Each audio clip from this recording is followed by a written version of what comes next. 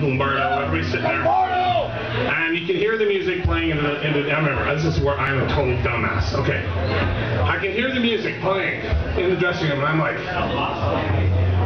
who, and loudly proclaiming to the dressing room, who the fuck is playing the worst fucking version of Warpigs I have ever fucking heard? This is just fucking crap. On and on and on. Oh God. Not good. You know? Later, Trevor's like, you fucking idiot. It's fucking Faith No More. I go, no man, I'm sorry. No idea they played a Sabbath song. I don't even know what song they did play. So boy, did I feel dumb. But Patton, to his credit, never said a word, you know, so thank God I didn't want to have to explain myself again. You know? But I'm a big Patton fan, and this is why. This is why, you know. And so, you know, when he became an MTV poster boy with Faith No More, you know, prior to that he was in Mr. Bungle, and he joined Faith No More and became an MTV poster boy. And when that happens, MTV cuts your head off, and they leave it at the offices. So then when he went out to do shows with Mr. Bungle, he had to wear a mask because he didn't have a head. That's part of the deal. You want to sell millions of records of me on TV, your head's going to have to go. That's it. We'll give it back to you when we feel like it. You know, okay. So Mr. Bungle all of a sudden went from playing in front of dozens of people to playing in front of thousands of people because the MTV poster boy was the lead singer of Mr. Bungle. But every show he wore a mask, so no one knew who he was. Okay. Now, they were big fans of the Melvins. This is 25 years ago, you know what I mean? It's a long time ago. They were big fans. Mr. Bungle were big fans of the Melvins. So they would oftentimes ask us to come and play shows with them. Oh, great. I was hoping to play New Year's, did a bunch of stuff with them. Anyway, now at every one of those shows, as much as they loved anything the MTV poster boy did, as much as they loved that, they hated us playing right before the MTV poster boy, and they made sure that we knew that at every show. Now it's been said that we were booed off a stage, and I call bullshit on that because we were booed as we went on stage. There's a difference. We never had them at the beginning and then lost them. No fucking way. And then they booed us off stage. That didn't happen. No. Booing and throwing shit from before we started. Okay. Now they had no idea who we were. No idea. I don't blame them. We're not on MTV, you know. I mean, and they just had, you know, the most offensive thing we could possibly do was just be there. And we weren't out there going, fuck you guys, fuck it. And nothing. We just played our set. You know. That was totally offensive. Okay. So now, this one particular show where Patton is cemented in my life as a total fucking hero after this, in a way that has never been surpassed by anyone, you know, at least in my experience. We were playing in Anaheim, California, which we call Disney West. That is, right? We were playing in a situation that was us in the round. That means, for anyone who doesn't know, the audience is all around you.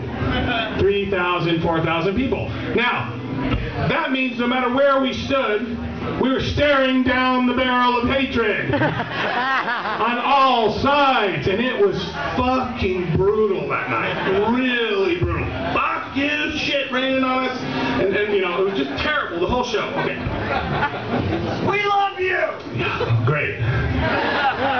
Bungle's not playing after me, so sorry about that, but you know, you guys just got burned on that one. You know, anyway, so we finish our set, we go backstage, Patton's sitting back there, and he's just like, fucking bullshit, because what a lot of people don't get is that the headlining band, generally speaking, likes the opening band. They like the opening band. They're fans, okay? So it doesn't always make them happy when their audience gives the opening band total shit, you know? Tries to kill them with bottles and all kinds of shit.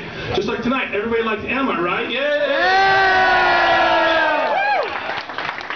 Nobody beamed her in the head with a bottle, right? No! If you'd have beamed her in the head with a bottle, there'd be a different Buzz standing right here right now. It'd be a whole different kind of show, you know?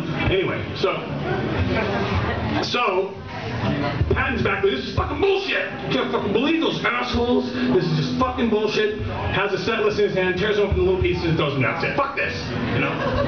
Gets new paper, writes new set lists, hands them out to the band. I see the set list, and all the set list says on it is, tonight they will pay. Tonight they will pay. That's your set. That's what we're doing. Okay. I'm like, I'm sticking around for this fucking show. There's no way I'm leaving. I'm not leaving early tonight. No way. Bitter end. To the bitter end. You know? So they go out there and start their set. Okay.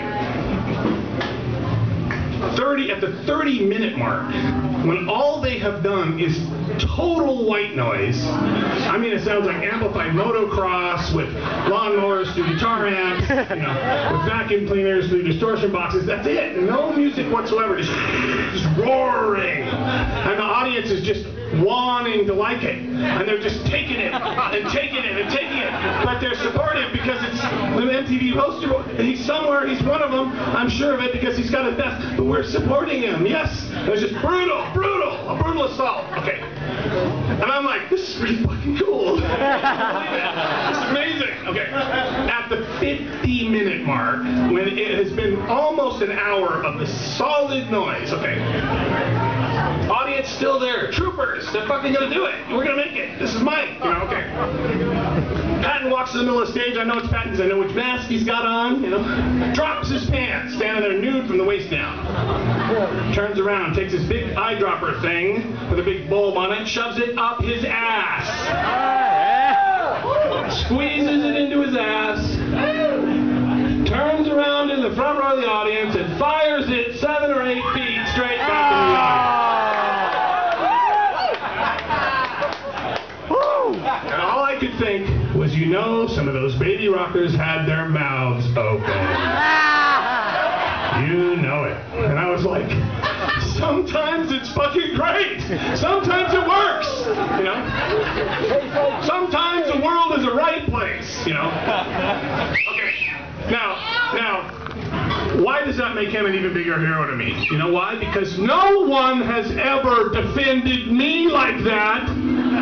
Talk about cool! They shit in the fucking audience because they fucked with us! Yeah! I will be on his side forever. Thank you, Master. You are the master. Okay, remember, not a word in the press. Nothing. No rock star shits in the audience. Why? Because any journalist that would have been there was long gone by the 50-minute mark. No one says a word. Now, the best part about that is I was in San Francisco on this tour. I told the audience, I'm going to tell Iggy Pop story, Mike Patton story. Mike Patton's at the show. I told the Iggy Pop story. People that I know that were around Patton said that when I said that, he just shrank. Oh, my God. What's he going to tell? Okay. So, after the show, he comes up to me and he goes, now this is key. Which story were you going to tell? Which story were you going to tell? I don't know about you, but if I'd shit in the audience, I'd remember what fucking story. Didn't make a dent. There's so many things it could have been, you know. Which story was it, you know? Which story? So I told him, he's like, I didn't do that. Yeah, you did, man. Think about it. Oh, yeah, I did do that. Didn't even remember. Didn't even remember. You know, so anyway, let's hear it for Mike! All right, I'll see you next.